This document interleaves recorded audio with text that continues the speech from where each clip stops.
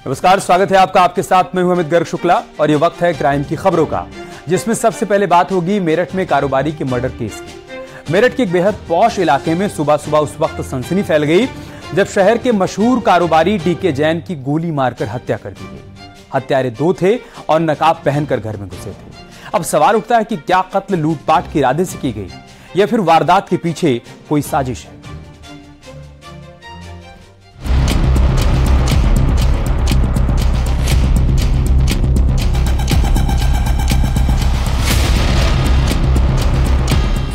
कारोबारी का कत्ल, शहर में सनसनी। दो नकाबपोश बदमाश, दो टारगेट। कातिल कौन? करोड़पति फैमिली पर किसने बरसाई गोलियां? वक्त सुबह 8 बजे, जगह गौरीपुर, मेरठ। गोलीबारी की आवाज ने सुबह के सन्नाटे को चीर दिया। खामोश पड़ी गलियों में अचानक सनसनी फैल गई, जबकि दो लहूलुहान लोग, जिनमें एक मौत के आगोश में समा गया जबकि दूसरा जिंदगी और मौत से जूझ रहा है। मेरठ में दिन निकलते ही नकाबपोश बदमाशों ने घर में घुसकर लोहा कारोबारी और उसकी पत्नी को गोली मार दी है। लोहा कारोबारी की मौके पर ही मौत हो गई है और पुलिस के लिए बड़ी चुनौती बन गया है ये मर्डर। पुलिस इसे रंजिश से जोड़कर देखकर चल रही है, जबकि आसपास के लोग बता रहे हैं कि बदमाशों ने लूट की घटना को भी अंजाम दिया है। घटना मेरठ के ब्रह्मपुरी थाना इलाके की है, जहां मेरठ के एक बड़े लोहा कारोबारी डीके जैन उर्फ धन कुमार की गोली मारकर हत्या कर दी गई। वारदात को दो नकाबपोश बदमाशों ने करीब सुबह 8 बजे अंजाम दिया। गोलीबारी में कारोबारी की पत्नी भी गंभीर रूप से घायल हुई हैं, जिन्हें अस्पताल में भर्ती कराया गया है।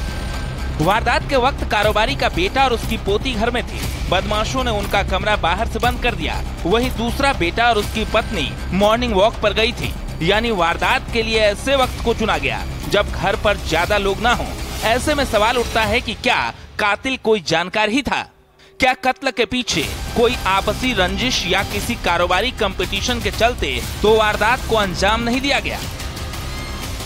थाना ब्रह्मपुरी के अंतर्गत एक परिवार यहाँ पे रहता है। धन कुमार जैन जी हैं और उनकी पत्नी यहाँ पे रहती हैं और उनके पुत्र के साथ और उनके बहू के साथ रहते हैं। यहाँ पे सुबह लगभग 8 बजे के आसपास दो लोग इनके घर में आए और घर में आके इन्होंने जो बुजुर्ग दंपत्ति हैं इनको गोली चलाई इनके ऊपर और इसके बाद घर में लूटपाट भी की है। इसमें पुलिस के द्वारा यहाँ पे हमारे द्वारा टीम बनाई गई है और घटनास्थल का निरीक्षण किया गया है। इस पूरे प्रकरण में आसपास सीसीटीवी कैमरे खंगाले जा रहे हैं। पुलिस की शुरुआती जांच में पता चला कि दो नकाबपोश बदमाशों ने वारदात को अंजाम दिया है। बदमाश पहले घर के अंदर घुसे, इसके बाद कारोबारी के बेटे अभिषेक और पोती ताशी को कमरे में बंद कर दिया, फिर घर में लूटपाट की। इस दौरान डीके जैन और उनकी पत्नी जग गए। विरोध किया तो डीके जैन के सीने में गोली मार दी। बीच बचाव में पत्नी को भी गोली मार दी। दिन दहाड़े शहर की पॉश इलाके में हुई वारदात की खबर मिलते ही IG Nachiketa Jha, SSP Rohit Singh Sajwan, SP city Piyush Singh force के साथ मौके पर पहुंचे। सूत्रों के मुताबिक आसपास लगे हुए सीसीटीवी में दो हमलावर नजर आए हैं। हालांकि पुलिस ने इस बारे में कोई जानकारी नहीं दी है। जो बुजुर्ग हैं धन कुमार जैन जी, उनकी दुर्भाग्यपूर्ण इसमें मृत्यु हुई है और जो महिला है उनकी स्थिति खतरे से बाहर है। साथ में जो ये दो लोग कौन थे इनके बारे में पता किया जा रहा है और इसमें अभी तहरीर प्राप्त कर मुकदमा पंजीकृत किया जा रहा है। इसमें जो है प्रथम दृष्टया इसमें लूटपाट की बात इसमें निकल के आ रही है और उसी पर कार्रवाई चल रही है। जिस तरह से वारदात को अंजाम दिया गया है, उससे पुलिस को शक है कि किसी परिचित या नजदीकी ने ही वारदात की है। उसको पूरे घर की जानकारी थी। ये भी पता था कि एक बेटा मॉर्निंग वॉक के लिए कितने बजे जाता है, क्योंकि उसके जाने के बाद ही बदमाशों ने घर में एंट्री की थी। वारदात की जानकारी तब हुई जब दूधिया घर पहुंचा। दूधिया ने आवाज लगाई, अंदर से कोई नहीं निकला। शक होने पर दूधिया घर के अंदर घुसा तो लहूलुहान लोगों को देख उसने शोर मचाना शुरू कर दिया। फिलहाल पुलिस ने दूधिया को पूछताछ के लिए हिरासत में लिया है। इनके जो बेटे हैं वो अपने बेटे को छोड़ने के लिए स्कूल गए हुए थे और वो पार्क में वहाँ पे सुबह टहलने चले जाते हैं और इस बीच में घर में यहाँ पे 4 जो लोग थे, घर में 4 ही लोग थे और 4 लोग घर के अंदर मौजूद थे। सर क्या क्या सामान गया, कितने बदमाश बताए गए? इसमें 2 लोग घर के अंदर आए थे और सामान के बारे में भी घर वालों से वार्ता चल रही है और 2 लोग घर में आना इसमें दिख रहा है। ये अभी देखते हैं कि लूटपाट के विरोध में या फिर पहचान उन्होंने कर ली थी या ये सब चीज़ें अभी बातचीत की जाएगी या उन्होंने बदमाशों को पहचान लिया। जिस घर में वारदात हुई वहां और आसपास के इलाके में कई सीसीटीवी लगे हैं। पुलिस ने जब इन कैमरों को खंगालना शुरू किया तो पता चला कि 2 लोग सुबह करीब 8 बजे घर के अंदर घुसे थे। सवाल उठता है कि घर में घुसे नकाबपोश बदमाश कौन थे? क्या कत्ल के पीछे लूटपाट का इरादा था? क्या पहचान उजागर होने के डर से बदमाशों ने कारोबारी की हत्या की या हत्या का प्लान सुनियोजित था? फिलहाल पुलिस के पास अभी तक इनमें से किसी भी सवाल का जवाब नहीं है। जिस इलाके में कत्ल की वारदात को अंजाम दिया गया वो बेहद पॉश इलाका है। फिलहाल पुलिस की कई टीमें कत्ल के खुलासे के लिए लगाई गई हैं। दावा है कि जल्द ही कातिल कानून की गिरफ्त में होंगे। मेरठ से न्यूज़ 18 के लिए निखिल अग्रवाल की रिपोर्ट।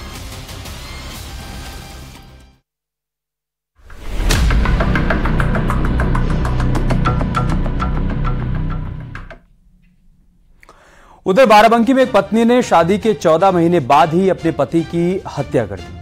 हत्या से पहले उसने कई दिनों तक जमकर शराब परोसी और सबको यह भरोसा दिलाया कि पति शराबी है। फिर एक दिन जमकर शराब पिलाने के बाद गला दबाकर उसने पति को मार डाला और प्रेमी को बुलाकर लाश को ठिकाने भी लगा दिया। लेकिन कहते हैं ना कि अपराधी चाहे जितना भी शातिर क्यों ना हो, वो कानून के लंबे हाथों से बच नहीं पाता।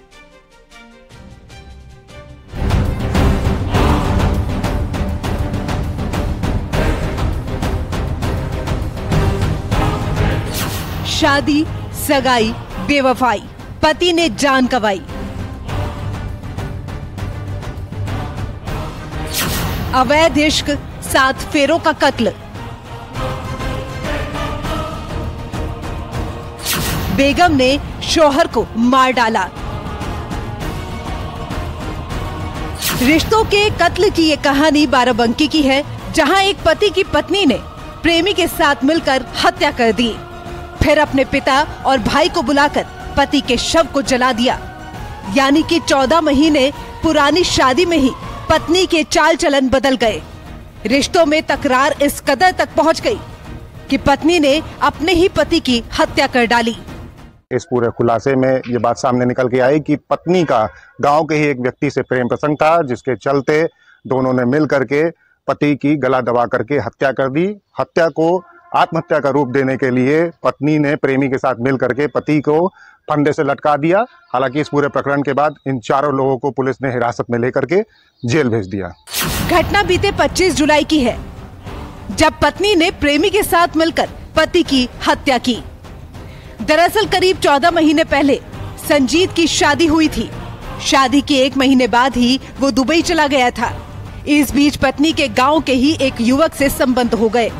पति जब दुबई से लौटा तो दोनों के रिश्तों का विरोध करने लगा। इसी के चलते पत्नी ने पहले पति को जमकर शराब पिलाई, फिर प्रेमी के साथ मिलकर दुपट्टे से उसका गला घोट दिया। हत्या के बाद शव को फंदे से लटकाकर आत्महत्या की शक्ल दे दी गई। पुलिस ने बुधवार को घटना का खुलासा करते हुए महिला, उसके पिता, भाई और प्रेमी को गिरफ्तार कर लिया है। एक 25 जुलाई को घटना हुई थी जिसमें मृतक संजीत की पत्नी ने अपने ही गांव के एक प्रेमी से मिल करके ज़्यादा शराब पिला करके दुपट्टे से कस के इन दोनों ने उसकी हत्या कर दी थी। और मायके वाले लोगों को, अपने भाई को, पिता को बुला करके और घर के लोगों को, घर में सिर्फ माँ ही थी, कन्विंस करके रात को ही डेड बॉडी को जला दिया था इन लोगों ने, जिससे पोस्टमार्टम भी नहीं हो पाया था। और गाँव में और अपनी परिवार में जो अकेली माँ रह रही थी घर में मृतक की, उसको इन लोगों ने विश्वास दिलाने में सफल हुए थे कि ये अधिक शराब पीने से मृत्यु हो गई। 22 मई 2022 को संजीत और निशा की शादी हुई थी। इसी बीच पड़ोस के ही रहने वाले एक युवक का संजीत के घर आना जाना शुरू हो गया। संजीत 1 महीने पहले ही सऊदी से कमाकर लौटा था, लेकिन तब उसे पता चला कि उसकी बीवी के किसी और से संबंध है, तो दोनों के बीच झगड़ा शुरू हो गया। इस पर निशा ने अपने प्रेमी गिरजोधन के साथ मिलकर पति संजीत को रास्ते से हटाने की योजना बनाई। योजना के मुताबिक निशा हर रोज संजीत को शराब पिलाने लगी। ये सिलसिला कई दिनों तक लगातार चलता रहा ताकि किसी को शक न हो। अभी 4-5 दिन पहले ही उसकी माँ पुलिस के पास आती है और उसे डाउट होता है कि ये मर्डर हुआ उसके बच्चे संजीत की, और इसने गांव के ही एक लड़के से इसके अवैध संबंध डेवलप हुए और उन संबंधों के आधार पे उसको घर पे बुलाना और फिर कुछ दिनों से मृतक को कुछ ज़्यादा बैठा के शराब पिलाने। मायके के जो उसके पिताजी हैं और इसके भाई हैं, वो प्रेमी भी और खुद मृतक की पत्नी, ये सारे लोग गिरफ्तार हो गए हैं और सबसे अलग अलग पूछा गया। सभी ने घटना को स्वीकार किया है। हत्या को आत्महत्या का रूप देने के लिए दोनों ने संजीत के गले में फांसी का फंदा लगाकर खिड़की से शव को लटका दिया। महिला ने अपने पिता और भाई को बुलाया और उन्हें भी इस प्लान में शामिल कर लिया। मां को शक हुआ, तब उसने 8 अगस्त को थाने में अपनी बहू के भाई, पिता और प्रेमी के खिलाफ हत्या का मामला दर्ज कराया है। जब पुलिस ने आरोपियों से कड़ाई से पूछताछ की तो हत्यारोपियों ने सारा सच उगल दिया। फिलहाल पुलिस ने कातिल बीवी, उसके प्रेमी, भाई और पिता को गिरफ्तार कर जेल भेज दिया है। Bureau report, news 18।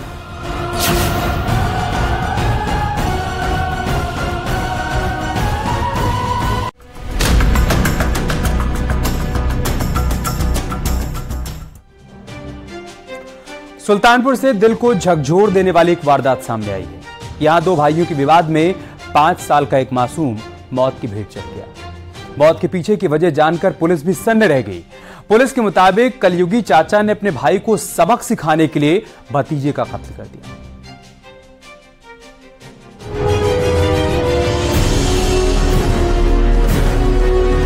कलयुगी अंकल, भतीजे का कत्ल। ये सनसनीखेज वारदात सुल्तानपुर जिले की है, जहां एक कलयुगी चाचा ने अपने मासूम भतीजे की बेरहमी से गला घोंटकर हत्या कर दी, फिर लाश को गन्ने के खेत में मौजूद कुएं में फेंक दिया। यानी बच्चा जिसे अंकल कहकर पुकारता था, वही अंकल जल्लाद बन गए और मासूम सी जान को ऐसी सजा दी कि सुनकर भी रूह कांप जाए। एक चाचा ने अपने सगे भतीजे को मौत के घाट उतार दिया। 5 साल के मासूम को सगे चाचा ने पहले गला घोंटकर मारा, उसके बाद सबूत मिटाने के लिए उसके शव को कुएं में फेंक दिया। मौके पर पहुंची पुलिस तफ्तीश में जुटी तो आरोपी सगा चाचा ही मासूम का हत्यारा निकला। घटना सुल्तानपुर के बल्दीराय थाना इलाके की है। यहाँ जमीन के विवाद में 2 भाइयों के बीच झगड़ा मचा था। झगड़ा भी ऐसा कि दोनों भाई एक दूसरे के खून के प्यासे हो गए, लेकिन जान पर किसी और की बनाई। अपने भाई से बदला लेने के लिए श्यामू अपने 5 साल के भतीजे को बहलाकर खेत पर ले गया, जहां उसने बच्चे की बेरहमी से हत्या की, फिर लाश को कुएं में फेंक दिया। रितेश नामक 4 साल का बच्चा है, जिसको उसके ही सगे चाचा ने पहले इंजोर्ड करके उसके बाद कुएं में फेंक के मार डाला है। इस घटना में मुकदमा पंजीकृत किया गया है और चाचा को हिरासत में ले लिया गया है। अग्रिम आवश्यक विधिक कार्रवाई की जा रही है। जब पूरा दिन खोजबीन के बाद भी मासूम बच्चा अपने घर नहीं लौटा तो परिवार ने उसकी तलाश शुरू कर दी। लेकिन किसे पता था कि जिसकी तलाश हो रही है अब वो इस दुनिया में नहीं है। लंबी खोजबीन के बाद भी जब बच्चे का पता नहीं चला तो पुलिस की मदद ली गई। केस की जांच में पुलिस जब कातिल तक पहुंची तो कलयुगी चाचा ने पूछताछ में अपना जुर्म कबूल कर लिया। फिलहाल पुलिस ने आरोपी को गिरफ्तार कर लिया है, कार्रवाई में जुटी है। सुल्तानपुर से न्यूज़ 18 के लिए पप्पू पांडे की रिपोर्ट।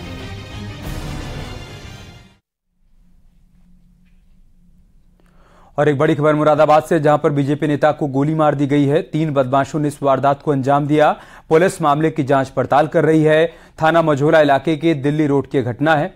असमोली ब्लॉक के मौजूदा ब्लॉक प्रमुख के खिलाफ अनुज सिंह ने अविश्वास प्रस्ताव लाया था और इस बीच ये बड़ी जानकारी सामने आई है कि बीजेपी नेता को गोली मार दी गई है। 3 बदमाशों ने इस वारदात को अंजाम दिया। गोली लगने से बीजेपी नेता की मौत हो गई है। पुलिस ने पूरे मामले का संज्ञान लेते हुए जांच पड़ताल शुरू कर दी है। तस्वीरें भी हम आपको दिखा रहे हैं। पुलिस हर एंगल से मामले की जांच पड़ताल कर रही है। थाना मझोला इलाके के दिल्ली रोड की घटना है। इस बीच एक जानकारी ये भी मिल रही है कि असमोली ब्लॉक के मौजूदा ब्लॉक प्रमुख के खिलाफ अनुज सिंह अविश्वास प्रस्ताव लेकर आए थे और इस बीच अब गोली मारकर उनकी हत्या की बात सामने आई। देखिए, आज करीब 5:30 से 6 के बीच में एक घटना हुई है थाना मझोला क्षेत्र में, जिसमें एक अनुज चौधरी नाम के व्यक्ति को कुछ ज्ञात बदमाशों के द्वारा, जो एक हाउसिंग सोसाइटी है उसमें अंदर गेट के पास में घूमते हुए पीछे से आकर गोली मारी है। इसमें तो जानकारी मिली कि 315 बोर और 32 की पिस्टल से गोली मारी गई और वहाँ से जो कारतूस है बरामद हुआ और उसके बाद में इनको यहाँ पे ब्राइट स्टार हॉस्पिटल में लाया गया। तो यहाँ पे इलाज के दौरान इनको मृत घोषित कर दिया गया है। उधर प्रतापगढ़ में एक बाइक अनियंत्रित होकर गड्ढे में गिर गई। हादसे में 2 युवकों की मौत हो गई है। यह हादसा कोहड़ौर थाना क्षेत्र के सरौली गांव के पास हुआ। फिलहाल पुलिस मामले की जांच पड़ताल कर रही है। हादसे वाली जगह की तस्वीरें भी हम आपको दिखा रहे हैं। यहां पर अनियंत्रित बाइक गड्ढे में गिर गई, जिसके चलते 2 लोगों की जान चली गई है। हादसे की जानकारी मिलने के बाद पुलिस टीम मौके पर पहुंची और हादसे के कारणों की जांच पड़ताल की जा रही है।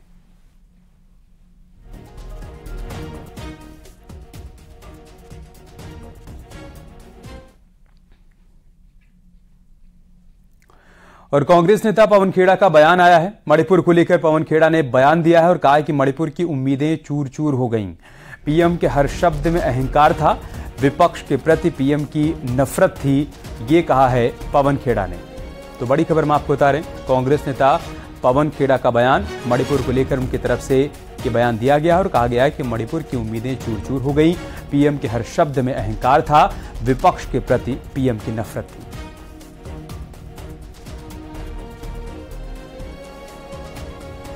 उत्तर प्रदेश आज संसद की ओर अपने टेलीविजन पे बड़े उम्मीद से वो प्रदेश आज संसद की ओर अपने टेलीविजन पे बड़े उम्मीद से देख रहा था।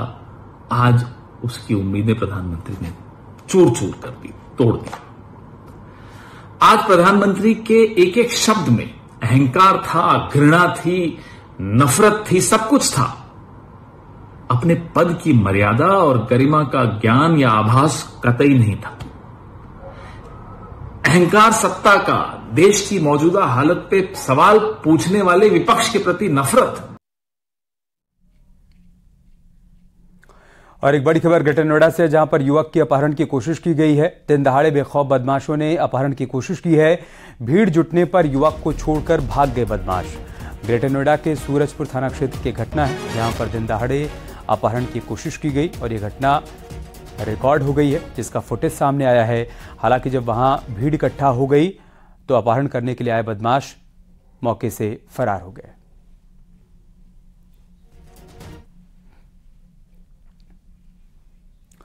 और मिर्जापुर में न्यूज 18 की खबर का बड़ा असर हुआ है। सरकारी किताबों को बेचने के मामले में प्रिंसिपल लाल बहादुर को बीएसए ने सस्पेंड कर दिया है। कबाड़ी दुकानदार को किताबें बेच दी गई थी। सदर तहसील के प्राथमिक विद्यालय बजटा का यह मामला है और न्यूज 18 ने इस खबर को प्रमुखता से दिखाया। उसका असर यह हुआ कि बीएसए ने संज्ञान लिया और प्रिंसिपल लाल बहादुर को सस्पेंड कर दिया।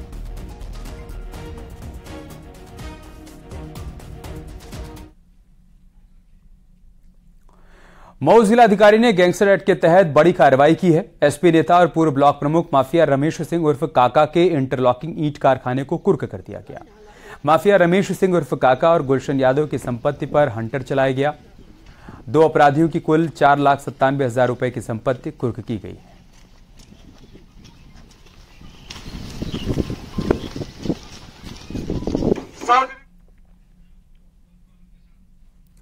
खबर उन्नाव से, जहां पर बिहार थाना क्षेत्र के भगवंत नगर के पतारी वार्ड में अज्ञात हमलावर ने दंपत्ति की पिटाई के दौरान एक 4 साल की मासूम को डंडे से मार दिया, जिससे उसकी मौत हो गई। दंपत्ति और उसकी बेटी घायल हैं। पुलिस ने एक आरोपी को हिरासत में लेकर उनसे पूछताछ शुरू कर दी है। बिहार थाना क्षेत्र के गांव भगोले खेड़ा का यह मामला है।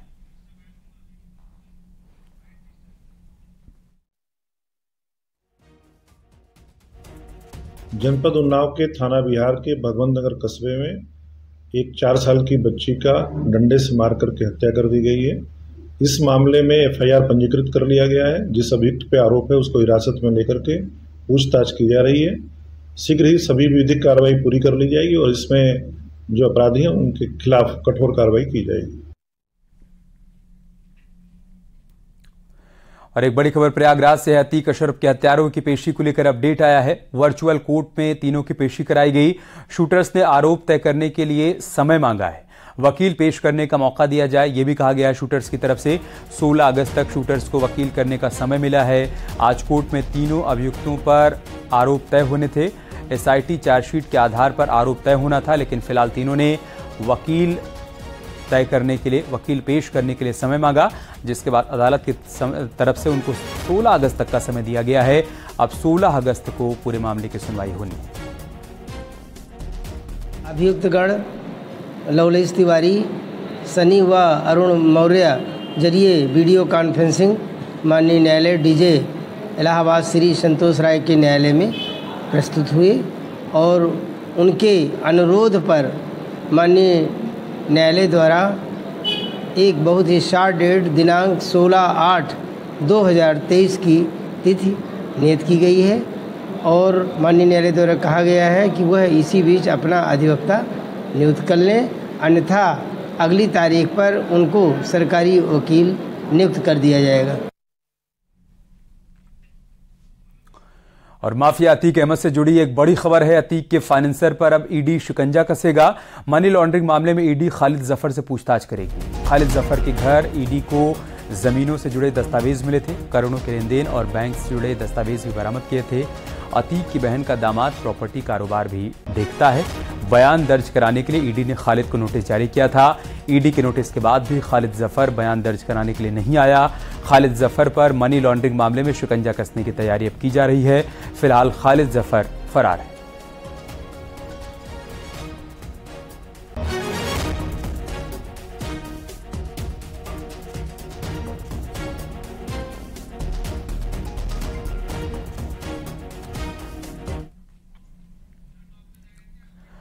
बॉलीवुड के सुपरस्टार शाहरुख खान एक बार फिर से जल्द ही पहले पर्दे पर धूम मचाने वाले हैं, जिसका एक 10 सेकंड का टीजर वीडियो भी जारी किया गया है।